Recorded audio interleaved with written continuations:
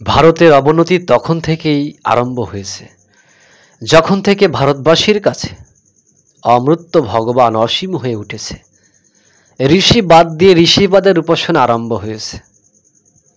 আজকের যে ভারতবর্ষ, শুধু তা কিন্তু নয়, বাংলাদেশ, পাকিস্তান, মায়ানমার, শ্রীলঙ্কা, এমনকি সারা বিশ্বকে ঠাকুর ইঙ্গিত করে গেলেন যে ভারতের অবনতি মানেই সারা পৃথিবীর অবনতি হবে একদিন।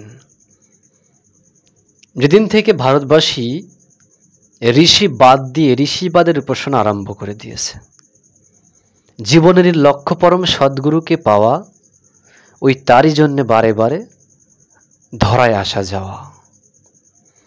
তাহলে যতবারই পৃথিবীতে আমরা আসব, আমাদের জীবনের উদ্দেশ্য এবং লক্ষ্য থাকবে তাকে পাওয়ার জন্য। দেখুন, আমরা অনেকেই ঈশ্বর, ভগবান, দেবদেবী আমরা গুলিয়ে ফেলি।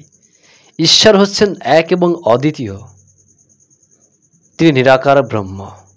যখন সেই নিরাকার ব্রহ্ম আকার রূপ ধারণ করে মানুষের রূপে আসেন, তখন তাকে আমরা ভগবান বলছি।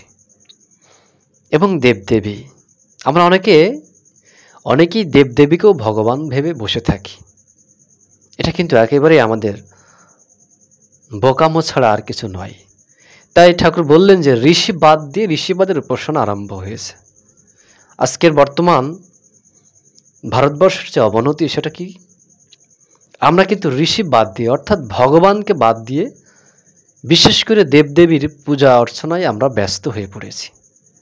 সেটা আমরা করব, আমরা দেবদেবীর পূজা অর্চনা করব, তা কিন্তু নয়, করতে হবে, কিন্তু জীবনে উদ্দেশ্য বা লক্ষ্য থাকবে এক জায়গা। ঠাকুর বললেন যে বি কনসেন্ট্রিক, সুকেন্দ্রিক হও। তো সুকেন্দ্রিক হতে হলে আমার জীবনে একটা সুকেন্দ্র থাকতে হবে।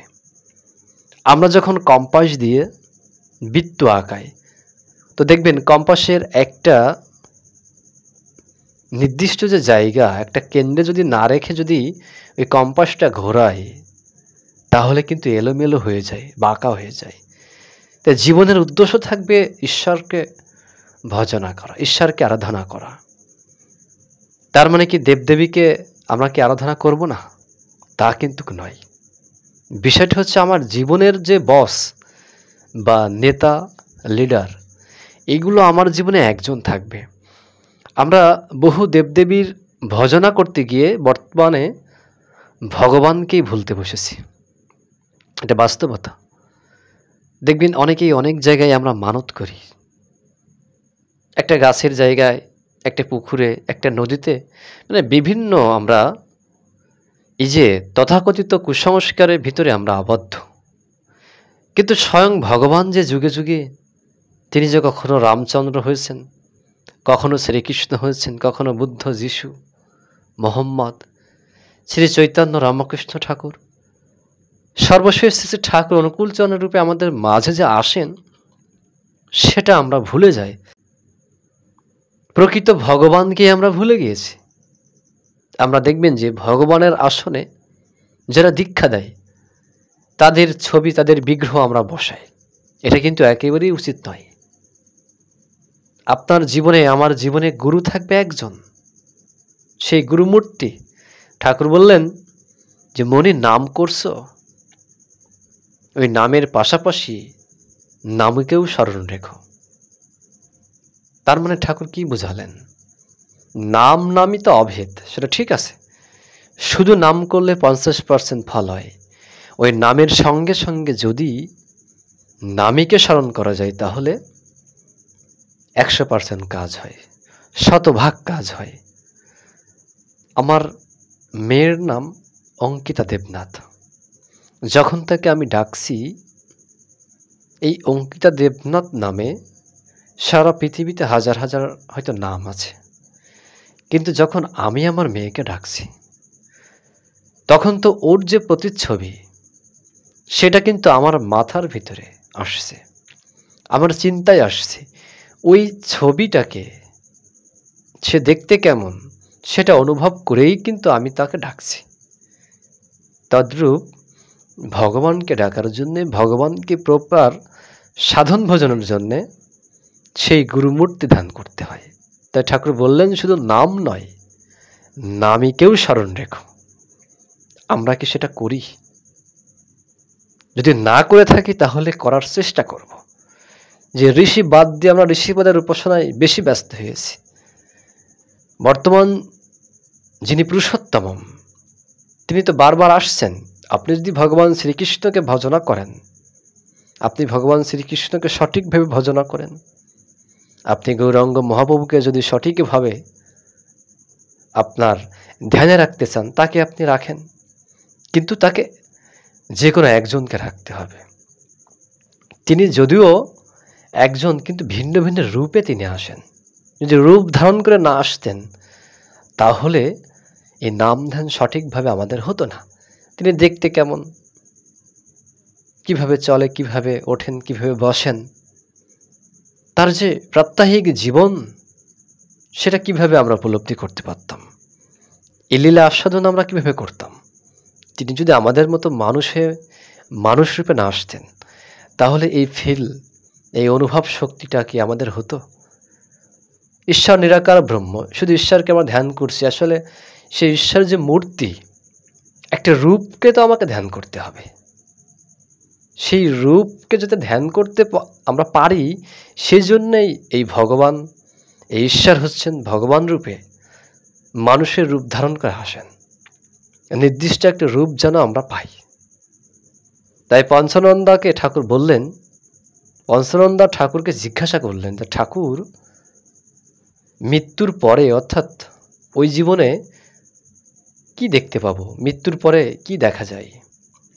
ঠাকুর বললেন, পঞ্চনন্দা, ওই এখান থেকে যে রূপ নিয়ে এগোচ্ছেন ওখানে গিয়েও একই রূপ দেখতে পাবেন, এই রূপই দেখতে পারবেন। পঞ্চনন্দা ঠিক মতো বুঝে উঠতে পারল না। ঠাকুরকে বলছে, আচ্ছা ঠাকুর, ধরুন কেউ কালী মূর্তি নিয়ে এগোচ্ছে, তাহলে ওখানে গিয়ে সে কি কালী রূপটাই দেখতে পাবে?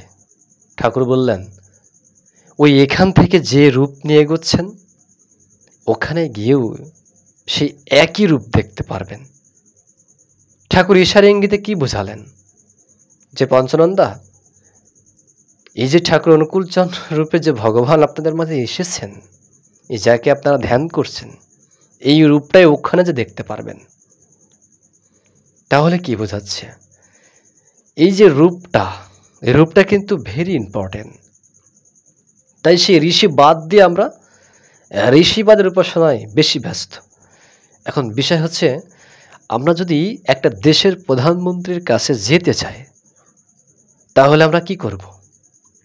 আমরা যদি গ্রামের মেম্বার থেকে শুরু করে চেয়ারম্যান, উপজেলা চেয়ারম্যান, এমপি, মন্ত্রী, এইভাবে বিভিন্ন মাধ্যম দিয়ে যদি যেতে চাই তাহলে কিন্তু আমাদের অনেক জন্ম কেটে যেতে পারে। আর যদি সরাসরি তার সঙ্গে যুক্ত হতে পারি তাহলে কিন্তু তাকে তো একেবারেই পাওয়া যায়। এখন বিষয় হচ্ছে যে ভগবানের নাম যদি, সেই ঈশ্বরের নাম যদি আমরা নিতে পারি, সেই নাম নিয়ে যদি আমরা এগোনোর চেষ্টা করি তাহলে আমাদের রাস্তাটা খুব সহজ হয়ে ওঠে। তখন কিন্তু এই ঋষিটাকে বাদ দিয়ে আমরা ঋষিবাদের উপাসনা করতে আর চাইব না। চাইব না বলতে কি, সেই জীবনে এক থাকতে হবে। আমরা অনেক সময় ভগবানকে বেশি সেই অর্থে সম্মান বা সেই অর্থে পূজা অর্চনা না করে দেবদেবী যারা আছেন তাদের পূজা অর্চনায় বেশি ব্যস্ত থাকি। এটা কিন্তু ঠিক নয়। ভগবান কিন্তু দেবদেবীদের সৃষ্টি করেছেন। দেবদেবী কিন্তু ভগবানের বা ঈশ্বরের সৃষ্টি করেননি। একমাত্র ঈশ্বর বা ভগবান হচ্ছেন নির্ভুল পুরুষ। দেবদেবীদের ভেতরেও কিন্তু ত্রুটি বিচ্যুতি আছে। একমাত্র নির্ভুল পুরুষই হচ্ছেন সেই ভগবান বা পুরুষোত্তম।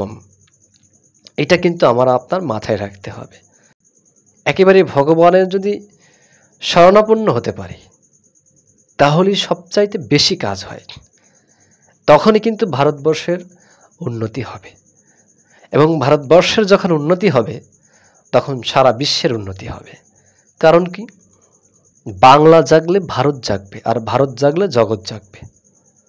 বাংলা বলতে কি? এই বাংলা, এই বাংলাদেশ, যেখান যেখান থেকে শ্রী শ্রী ঠাকুর অনুকূলচন্দ্রের আবির্ভাব। তখন কিন্তু ভারতবর্ষের আর অবনতি ঘটবে না।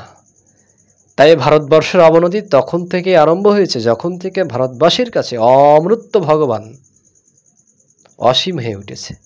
ঋষিবাদের উপাসনা আরম্ভ হয়েছে। যখন স্বয়ং ভগবান আছেন, সেই ভগবানকে বাদ দিয়ে আমরা বেশিরভাগই দেবদেবীদের পূজা অর্চনায় ব্যস্ত থাকছি। ভগবানকে বাদ দিয়ে আমরা বিভিন্ন মতপথ হতে পারে বা বিভিন্ন যে ভণ্ডমগুলো আছে এক কথায়, সেইগুলোই থাকি আমরা ব্যস্ত। এটা কিন্তু একেবারে ঠিক নয়। দেবদেবী যারা আছেন তাদের পূজা অর্চনা আমরা করব, কিন্তু আমার জীবনে যদি এক থাকে, লক্ষ্য থাকে। দেখুন, দেবদেবীদের পূজা করলে আপনার ভগবানের পূজা কিন্তু করতে হয়। আর যদি স্বয়ং ভগবানের পূজা করতে পারেন, তাহলে দেবদেবীদের পূজা ওর ভিতরে হয়ে যায়। আবার দেবদেবীদের পূজার মধ্য দিয়েও সেটা ভগবানই তাই প্রাপ্ত হয়, তবে সেটা লেট হয়ে আসে, দেরি হয়ে আসে। যদি জীবনে দীর্ঘমেয়াদী ফলাফল পেতে চাই, তাহলে অবশ্যই ঈশ্বরমুখী হতে হবে। আমরা ছোটোখাটো বিষয় আবদার করি দেবদেবী পূজা অর্চনা করে, যে ঠাকুর তুমি আমাকে একটা পুত্র সন্তান দাও, আমার ছেলে একটা চাকরি হোক, মেয়ের একটা ভালো জায়গায় বিবাহ হোক। এই যে বিষয়গুলো, এই যে ক্ষুদ্র ক্ষুদ্র টপিক, ক্ষুদ্র ক্ষুদ্র বিষয়ে সাধারণত আমরা দেবদেবীদের কাছেই বেশি চেয়ে থাকি। যদি ভগবানের কাছে যদি শুধুমাত্র ভগবানকে চাওয়া যায়, তাহলে কি হয়? তিনি তো জানেন যে আমার অভাবটা কোথায়, তিনি জানেন যে আমার অভাবটা কোথায়, সেই অভাবগুলো সঠিকভাবে তিনি পরিপূর্ণ করে দেন। আর ঈশ্বর বা ভগবানের সাধনা করতে পারলে হয়, এটা কি হয় যে দীর্ঘমেয়াদী ফলাফল পাওয়া যায়, লং টার্ম ফলাফল পাওয়া যায়। তাই সেই কথায় বলতে হয় ঠাকুরের বাণী যে জীবনের লক্ষ্য পরমে সদ্গুরুকে পাওয়া, ওই তারই জন্যে বারে বারে ধরায় আসা যাওয়া। বিধির নিয়ম পালবে যেমন যতটা বা যতটুকু, কেটে সেটে সব মিলিয়ে পাবেও ফল ততটুকু। ঠাকুর কেটে সেটে কেন বললেন? যে যতটা করবে সে ততটাই উপভোগ করতে পারবে।